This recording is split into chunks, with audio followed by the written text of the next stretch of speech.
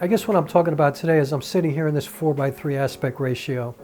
You know, I just did a video about scope, you know, about anamorphic, and now I've kind of squeezed it down to a smaller frame, and I'm speaking in a little more intimate way. And in fact, I'm not using any of the lenses that I would generally use for a film.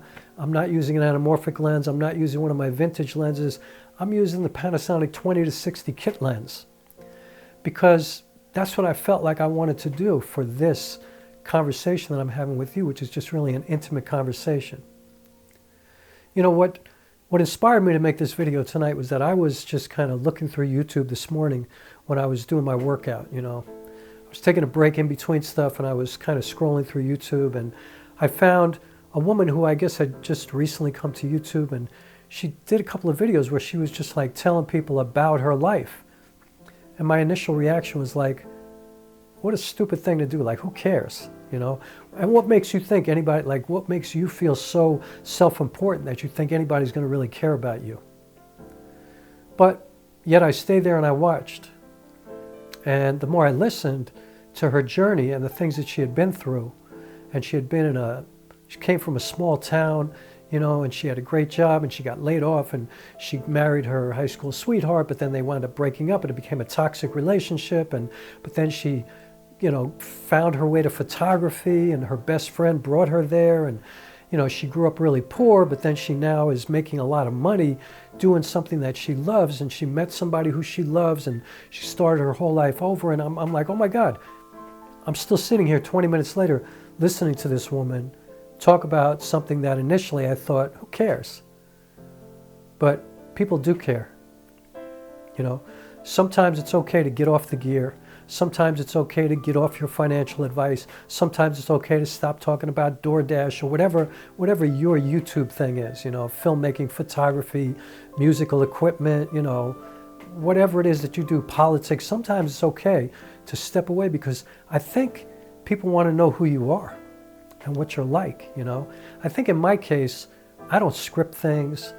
I don't have like a vibe that I bring, you know, a special kind of energy. You know, I'm always just being myself in my videos. So you kind of know what I'm like. You know, if you knew me in real life, this is what I'm like. You know, people who sit and share a meal with me would say, oh yeah, that's Rock.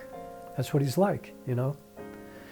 And I don't need to share my personal life with you here, because in fact, I've shared a lot of that in my work, my creative work, my plays and my films. I've shared a lot about my fostering, my adoption, my relationship with my family, friends, you know, my personal, you know, girlfriends, marriage. Like, I've shared a lot.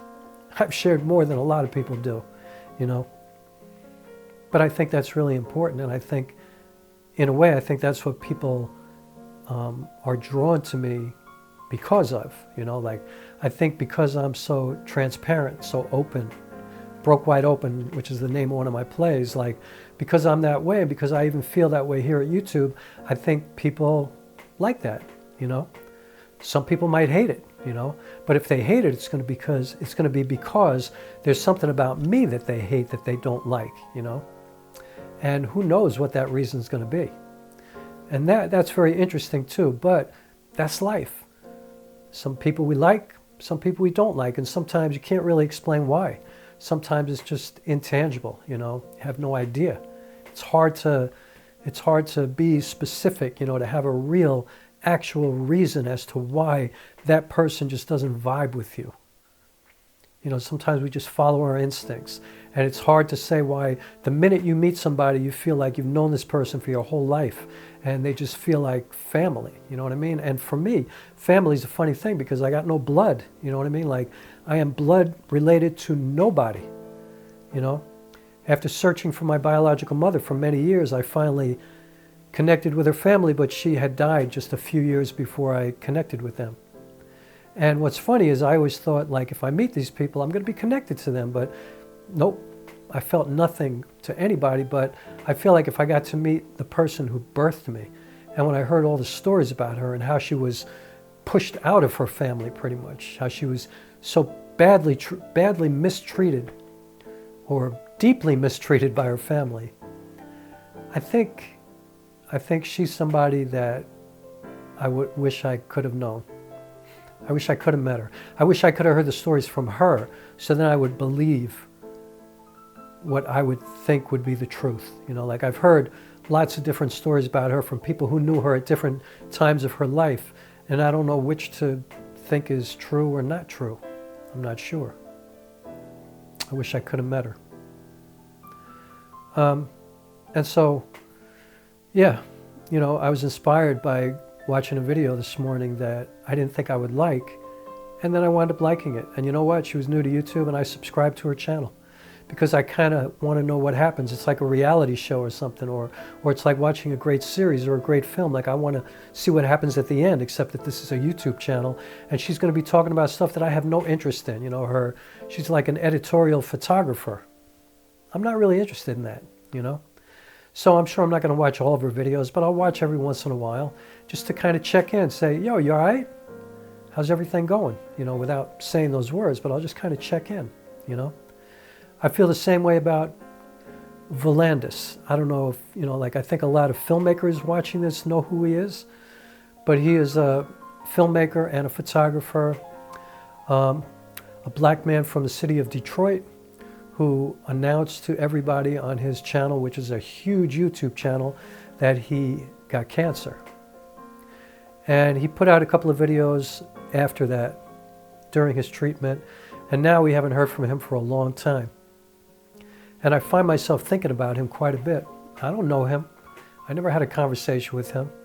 I loved his work. I think he's really talented. You know, he's a good storyteller, he's a good filmmaker, and I love his authenticity, you know, or he's seemingly authentic and genuine, you know. I mean, he could be a good actor and he could be full of shit, but I don't feel that way. I feel like that's who he is.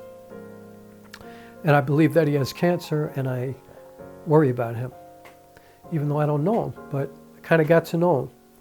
And I think every time that I think about him, I just think, damn, I hope that dude is okay, you know.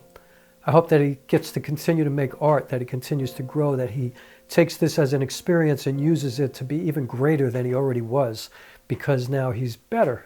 He can go on with his life. He can go get married if he wants to and have kids and do whatever he wants to do, you know, and having been through this huge challenge. My best friend went through that, and now she's fine.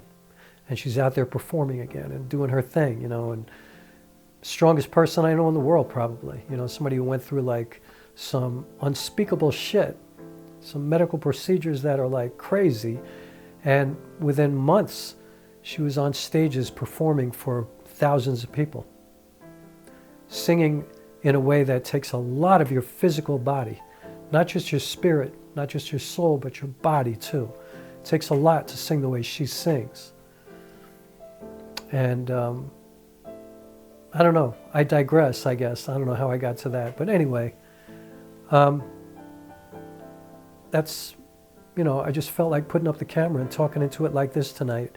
And I hope that's okay with people, you know, because every once in a while, I'm going to do stuff like this because I enjoy this, you know.